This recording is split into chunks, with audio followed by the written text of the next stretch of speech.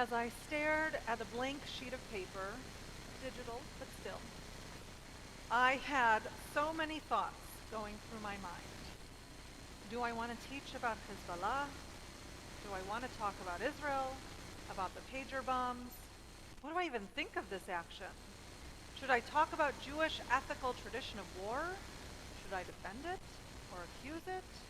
Should I discuss nation states and peoplehood? Should I discuss the Torah portion's emphasis on blessings and curses? All these topics I started researching. All were filled with more and more rabbit holes of information, and the time was ticking by with Shabbat staring down at me. What did I need to say? What would you want to hear? I feel like I've been thinking about and learning about Israel almost non-stop this past year.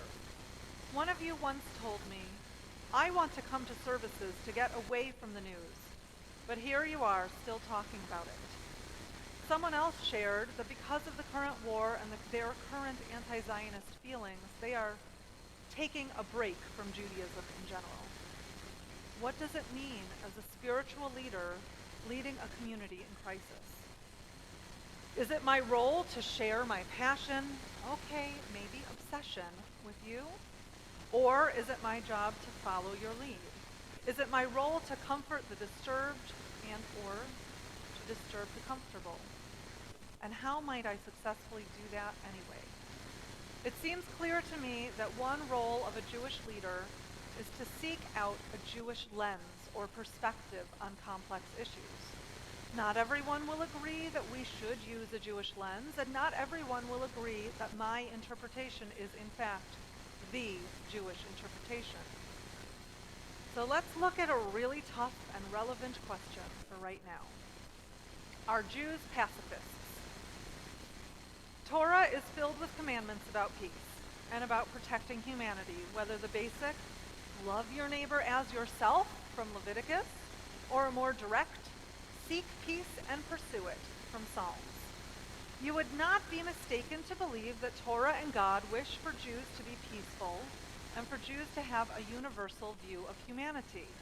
As Reformed Jews, we put primacy on the theological idea that all humans are created b'tselem Elohim, in the image of God, thereby making humans godly and valuable.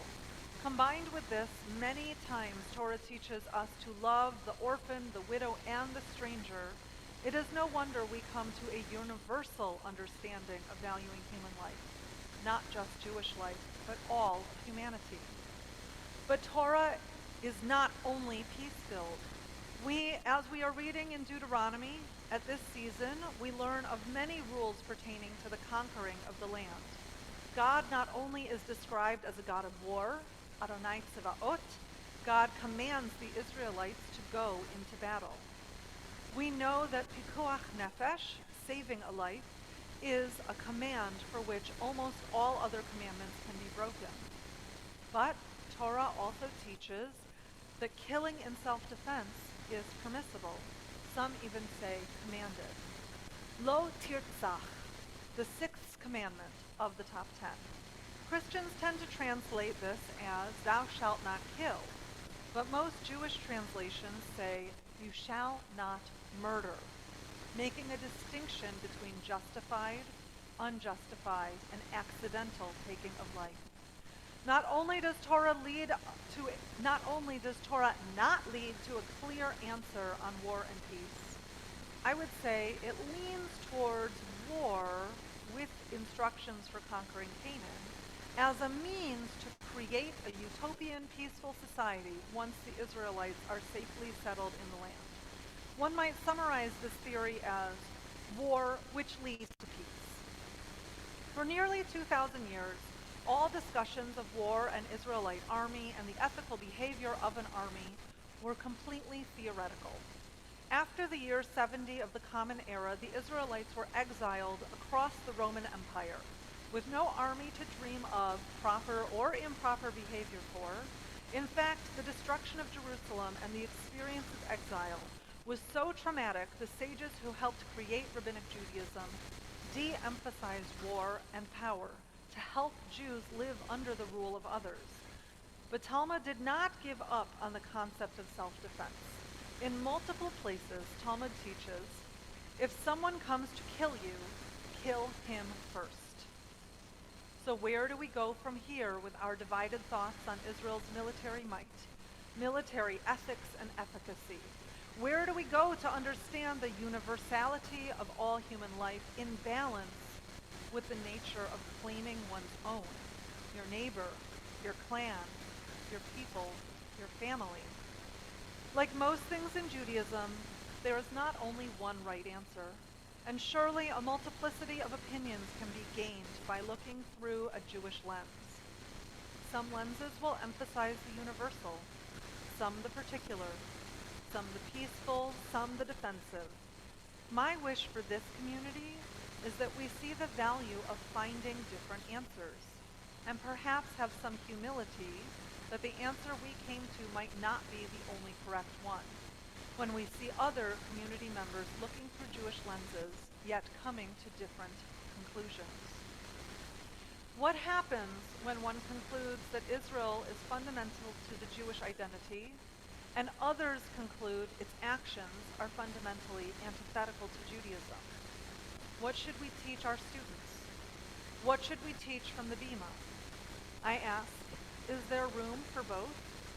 Just as Torah teaches the dichotomy that God is of peace and God is of war, that justice and peace are worthy pursuits while simultaneously commanding that all idolaters be put to the sword, so too can we modern Jews understand each other.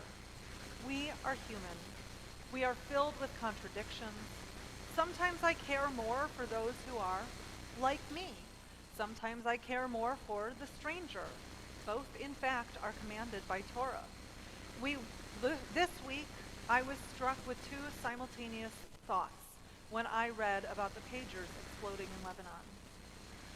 Hezbollah members, they deserve it. And that seems like terrorism. Personally, I'm still coming to terms with the nuance between the two of what I think about this new action. I recognize that what I already believe about Israel, about self-defense, about war, about aggression, about terrorism, about humanity, about collateral damage, otherwise known as the death of innocent human beings, all these come to bear on my thought process and my judgment of whether this action was right or wrong, justified or immoral, or somewhere in the middle.